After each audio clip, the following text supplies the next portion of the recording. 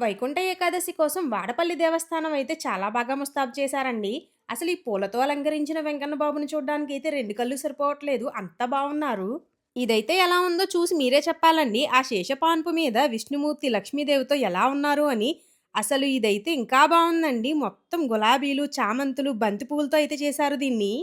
ఈ 7 వారాల వెంకన్న బాబుకి 7 వారాలని అయితే నేను పూర్తి చేసుకున్నానండి. అసలు నేను 7 వారాలు రావడానికి నాకు హెల్త్ ఇష్యూ కారణమండి. ఎందుకంటే నేను చాలా మందులే వాడుతున్నాను. నాకున్నది సివియర్ హెల్త్ ఇష్యూ కాదు. అలా అని లైట్ తీసుకునేది కూడా కాదు. నేను మెడిసిన్ వాడడం వల్ల నాకు హెల్త్ ఇష్యూ అయితే తగ్గుతూ వచ్చిందండి. కానీ నేను ఏ పని చేయలేకపోయేదాన్ని. సరిగ్గా నిద్ర పట్టేది కూడా కాదు. అలా అని నేనెక్కడ చూపించుకున్నా "నీకు బానే ఉందమ్మా. ప్రాబ్లమ్ ఏం లేదు. ఈ మెడిసిన్ వాడితే సరిపోతుంది" అనేవారు.